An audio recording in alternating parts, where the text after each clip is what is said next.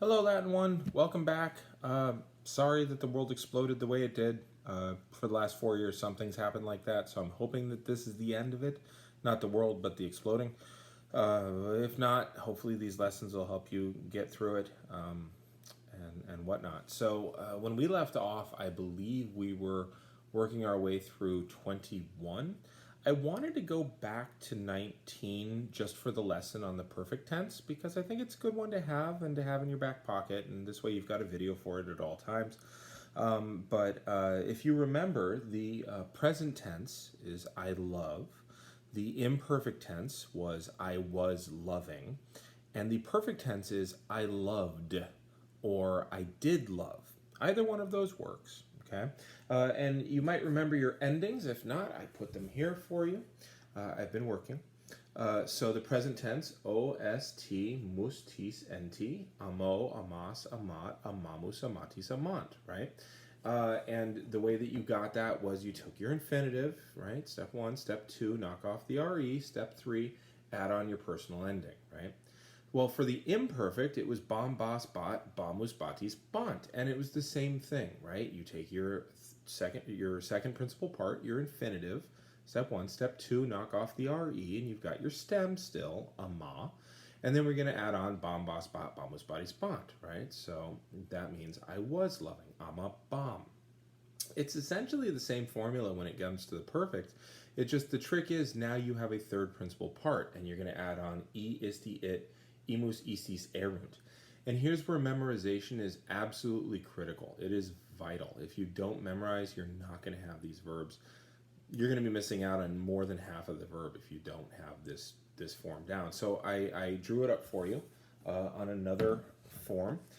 So here you go. Step one, take your third principal part. So every verb has four principal parts, with a few exceptions, but every verb has four principal parts. The first principal part is your first person singular, present tense. The second principal part is your infinitive.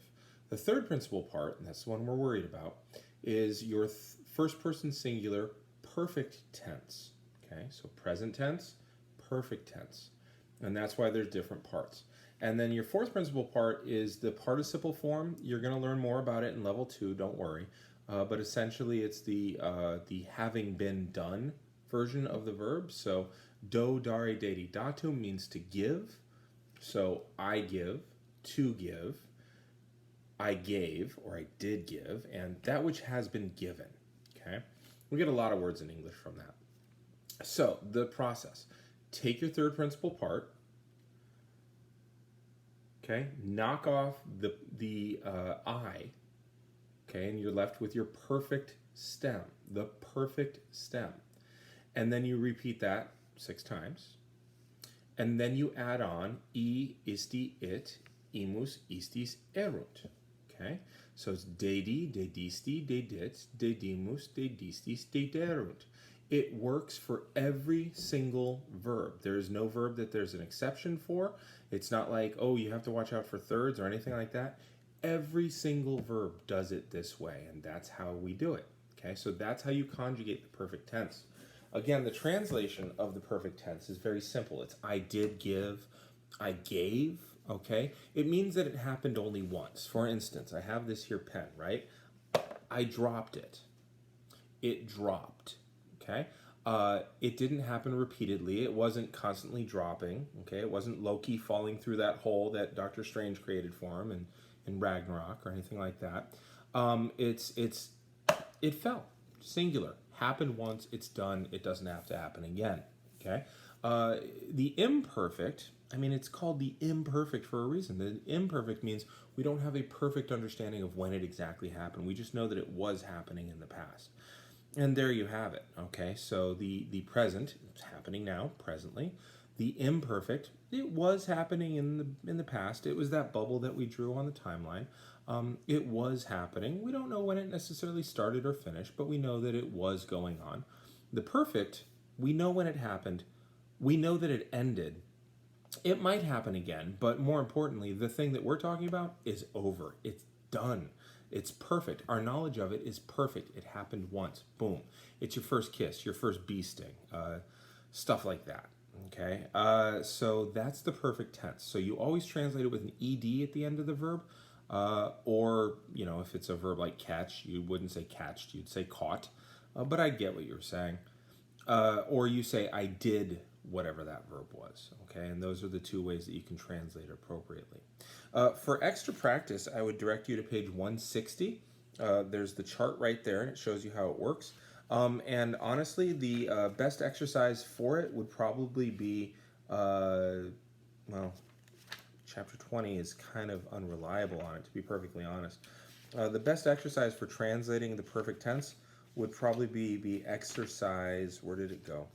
19C, just translating it, quite honestly. It's shorter than the translation for chapter 19. So if you want extra practice, I'm not saying you have to do the whole thing. I'm just saying for extra practice, just to review, getting used to the forms, translate 19C again. Feel free to send that to me. Feel free to take a look at how you did it before. A few things you should probably know. There's no full pattern that you can trust right now. You simply have to memorize all four principal parts and go from there.